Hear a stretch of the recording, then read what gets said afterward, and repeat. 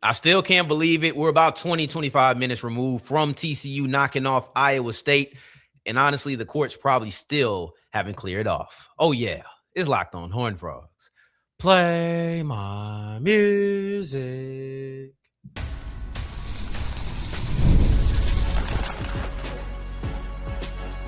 You are Locked On Horned Frogs, your daily podcast on the TCU Horned Frogs. Part of the Locked On Podcast Network, your team every day. What's going on, family? I'm Darian Gray, a.k.a. the Mouth of the South, host of your favorite one-stop shop for everything TCU athletics, Monday through Friday, and sometimes when things like this happen, twice a day. But you know the show better as the Locked On Horned Frogs podcast. Thank y'all for who was sticking with me. Came in at the very end as I clipped the last live stream because I accidentally teased it for tomorrow. So I didn't know if anybody could catch it until I was pressing in stream and 3 people came in. So shout out to those who are still rocking with me as we come back for the double back. But woo!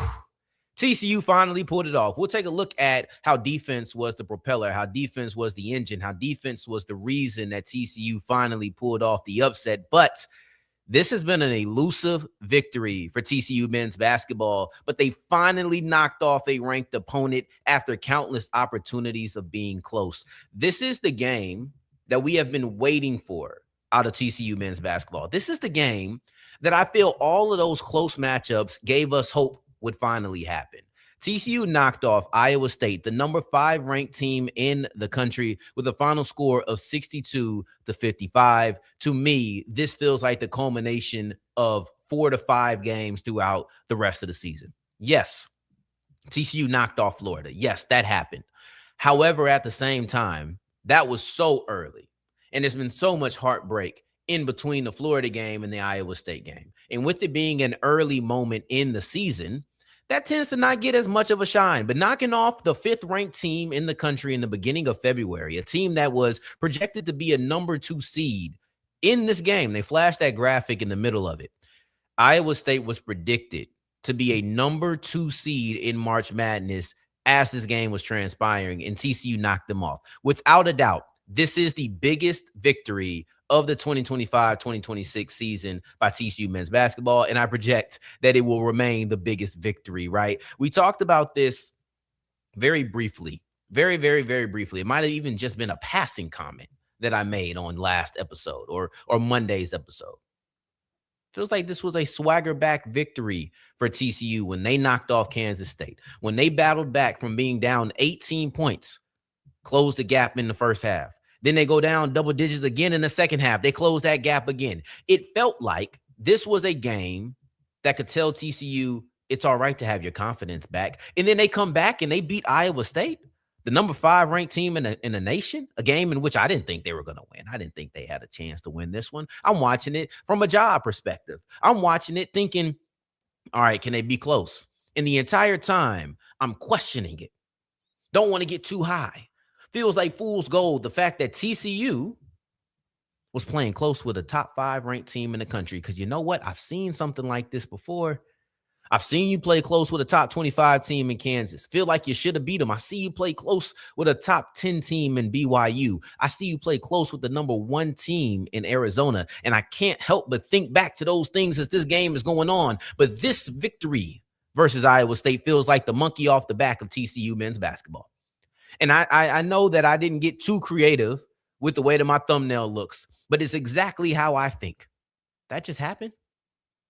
Even as I sit here and I talk to you, even as I sit here and I break down this game with you about the different aspects of what this matchup meant to TCU men's basketball, I still find myself with the same question. Did that just happen? It's the type of victory that makes you want to pinch yourself. It's the type of victory that makes you say, nah. It's the type of game that as it's going on, you say TCU's going to win this one. It's the type of game as it's going on, you feel like finally, but you don't want to say anything. It's the game that you don't want to text your friends and say, I think they're going to do it because you felt this way before. But now you feel alleviated. Now you feel unburdened. Now you feel a little bit of relief because I look back at games versus Kansas, 104-100 in overtime. I look back to games against Arizona, 86-73. For a while, that was your biggest loss, and you were in that game towards the end. You look at games like BYU, where they were 11 at the time, not quite top 10, but that was 76-70. And you're talking about games with potential top 5 draft picks, and you're right there neck and neck. You're going against Houston 79-70. The reason these games end up mattering, the reason these games matter in the long run is because when you have a game like Iowa State, when you feel like you were just inches away against these other teams, you now come through and you pull it off. That's why these games mean something. We can write them off, and I'm guilty of it. I'm not about to sit here and act like I'm not.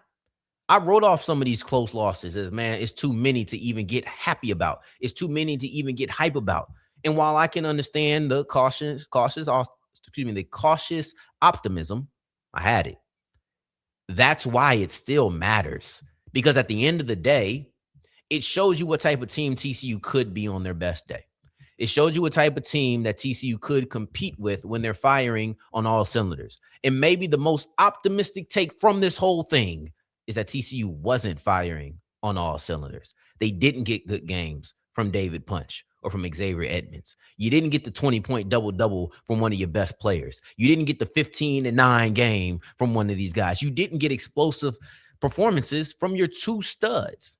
And you still be the top 5 team. That may be the biggest takeaway, the most optimistic takeaway that you can have from this 40 minutes of action is that you did it without your stars. And that should never happen. If we're just going to be honest, you should never expect. If I told you TCU beat Iowa State, beat Kansas, beat Arizona, beat Houston, beat Florida, beat Notre Dame, whatever. If I told you that they beat any of those teams, you would probably say David Punch had a big game. Xavier Edmonds had a big game. You'd probably say both of them had a big game. If I told you that neither did, you would have asked if I'm playing a trick on you. You would ask if it was April Fool's, even though the season ends in March. This was a big time victory because it finally felt like the moment that we've all been waiting for. It felt like a deliverance. It felt like a deliverance of anticipation. It felt like all of those times that we got teased. It was finally worth it. It felt like all of those moments that felt like fool's gold were actually just stepping stones towards this moment. That's what this game felt like. And I understand it's just 40 minutes. I understand that it's just one victory, but it's not. It's not just 40 minutes. It's not just one game. It isn't. To act like the matchups versus Kansas, to act like the matchups versus all of these other top 25 teams that you face throughout the season don't play in your brain, I think would be foolish. To act like you don't think about the Kansas game when you're going on an 8-0 run, and then they go on a 10-0 run, and you go on a 12-0 run. To act like those things don't play in your mind, it can't just be me. I refuse to believe that it's just me. But I walk away, even as I sit here for 8 minutes talking to you about a game that I know just happened the way I think it happened. I sit with the question on the thumbnail. That just happened. Let's move forward, because not only did it happen, I'm going to tell you why it happened, how it happened, and it all starts with defense. That was the biggest swinging point in this game by far. Let's break down not only one of TCU's best defensive games, but how they forced one of Iowa State's sloppiest offensive games as we continue with Locked On Horned Frogs. Today's episode is brought to you by Mazda. Listen, this is Mazda's moving the game forward. For those who show, there's more to the score than what's on screen. And I think defense is a great way to really explain that, where you don't get to see all of the defensive stats. Yeah, you get to see certain ones, but you don't get to see all of them. Sometimes it's just pressure here, pressure there. Sometimes it's forcing a bad shot because you pressure it in the paint. Sometimes it's taking certain things away. It's so many aspects of defense that don't pop up on the stat sheet. They don't pop up on the highlights, but they're just as important. And these remind us of what it takes to really raise the bar. It's that extra work off the court, dialing in on every detail, giving it all that extra fire, that grit, and the I never quit attitude. We put that same passion into every model. Highlights make the reel, But what it took to get there makes it count. There's more to a Mazda because there's more to you. Today's episode is also brought to you by Wayfair. And the new year is here. And if you're here to celebrate TCU, how about you just go get yourself some new furniture? right? Maybe you were jumping up and down so much that you broke a table. Maybe you were jumping up and down so much you didn't put a dent in your favorite chair. That's okay, because your favorite chair wouldn't have been your favorite anyway if you would have went to Wayfair. That table wouldn't still be in your living room if you went to Wayfair, because Wayfair has everything for those who don't even know they want to refresh. You go on looking for an accent pillow, all of a sudden you have a new couch. That's Wayfair. That's Wayfair. Too many great options to just go for what you just went for. You know what I'm saying? Fellas, we know you went with your lady in the store. You thought she was going for one thing, you got 10. You're going to turn just like your lady in the store. You go to Wayfair. It's easy. It's simple. You ain't going to be selective. Wayfair has everything you need for a full home refresh, picking up new bedding, new pillows, new tables, new sofas. Get organized, refreshed, and back on track this new year for way less. Head to wayfair.com right now to shop all things home. That's WAYFAIR.com. Wayfair, every style, every home.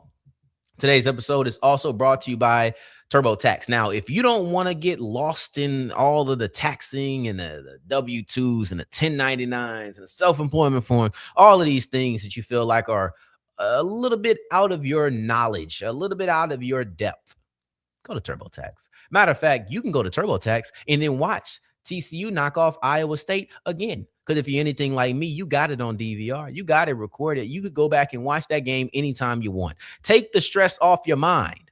Go watch an upset victory while other people take care of your 1099s. Go take care of your W-2s. Go take care of all of that information that you need to have on point, and you don't want to mess it up. So you go to a TurboTax expert, because you know instead of spending hours trying to figure out forms at home, you'll let someone else do it because they know exactly what they got going on. For a limited time, you can have your taxes done by a local TurboTax expert for just $150 all in.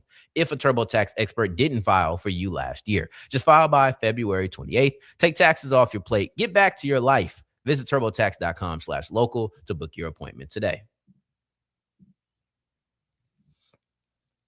As we're wrapping up this short, brief live episode of Locked On Horned Frogs, after TCU knocked off the number 5 ranked team in the country, I told you, I don't know how they did it.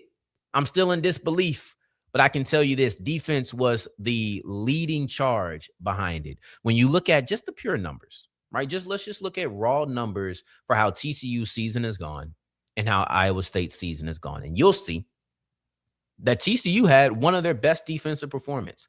TCU in this game had 12 steals. Now, they have had 12 steals in a couple of games. Guess what one of those matchups was? Florida. They did it against Kansas City, did it against Jackson State. Let's take those out of the ballpark for a second. They did it against Florida, had 12 steals in that game. Against Michigan, you had 11. So you're talking about in 2 big-time games, now make it 3. You've racked up these forced turnovers. You racked up these steals. Defense has been huge, and we saw it at the last play. Xavier Edmonds reaches. He has good length. He reaches out, grabs the ball right before it goes out of bounds, and that starts the fast break that really puts the game away. That's the moment that really puts the game away. But just defense in general, if you want to go with the steals, we can go with that. You want to talk about Iowa State? Iowa State had 17 turnovers in this game. Their season high was 18. But after that, it's 14, right? 14 versus Alcorn, 14 versus Baylor, right? 14 versus Grambling, or 12 versus Grambling. But you see, it's one game at 18, and it's not really anything else that close to it until you get to this matchup, in which you have 17 turnovers. You have multiple forced rush shots in this game as well. That's something that I don't think is going to get highlighted a lot. So please allow me to do that. You know, I'll do it, because there was a lot of just ugly offense. And I'll be honest, when they went on that 12-0 run, I said, hit that Keenan and Kel. Here we go. Because that's what it felt like. It felt like, not here we go again with this one. But they played great defense. There was so many times when Iowa State got in the paint with a nice pass, but there was nowhere to go once they got in there. You're looking at a strong defensive performance against a team that, that's a pretty solid squad in Iowa State. That is a pretty solid squad in Iowa State, and you held them to just 55 points on the season. And you go through looking, ain't too many games they getting held to 55 points. Baylor, 72. 95 versus Kansas State. 97 versus Colorado. 84 versus Oklahoma State. 87 versus UCF, even in a losing game, they're putting up 70. Kansas held them to 63, but that's a low game. That's the lowest game they have up to this point. And against Oklahoma State the first time, 83. So what you're seeing is an offense that consistently puts it together. An offense that as you scroll through, they knocked off the top-ranked team in the country in Purdue. 81 points in that game. You're seeing a team that has only scored under 70 points once all year. All year. The lowest they scored was 63. You held them to 55. That's because of your defense. That's because of the amount of turnovers that you forced. That's because of the amount of blocks you had. 6 blocks in this game. I thought that Xavier Edmonds had a really, really quiet game offensively, but I thought he was coming alive defensively. You know, sometimes you got to do that. And I'll talk about that. I think I might talk about that on tomorrow's episode. So we'll be back in the morning. We'll be back in the morning to talk a little transfers, a little impact players on the football side of things. But we'll also talk basketball, because this is a monumental victory and one that I didn't see coming. I didn't expect that. That just happened. But yeah, defense was swarming all day. All day you saw it. Multiple times they get on the inside and there's always a man there. You know, so forcing tough shots. And shout out to Jaden Pierre. This isn't defense, but Jaden Pierre had a moment that I felt was the catalyst. I feel like it started the comeback after that 12-0 run that after that 10-0 run that Iowa State went on, but that started the whole 12-0 run. Jaden Pierre had a tough shot between 2 defenders, literally between 2 defenders. It was one in front of him that was guarding him, and there was one behind him. I don't think he was really guarding him, but he was there. Great shot, great moment. That, to me, sparked everything. I don't know if it was the first points that happened, but it was the catalyst that, to me, changed the momentum. So it wasn't defense on that part, but outside of that, to hold this team scoreless for the last 2.5 minutes, 3 minutes of the game, multiple big-time defensive plays, one that highlighted the end of the matchup, that really put it on ice. For you to have 6 blocks, for you to have 12 steals, 16 or 17 forced turnovers. Defense was the defining trait of this game. And there's no question of whether or not it happened. I may have been in disbelief as I created the thumbnail, as I open up this episode. But there's no doubt. TCU finally got that elusive upset victory over a top-ranked team, and it happened at home. I was so happy when I watched everybody be able to storm the court. Now, on tomorrow's episode, we'll be back. We'll talk about some players on the football side that are going to be instant impact players. But we're also going to come back and backdoor it with this basketball conversation. So come check me out tomorrow. In the meantime, in between time, it ain't going to be long till you hear me, but still stay blessed. Still stay blessed. Take care.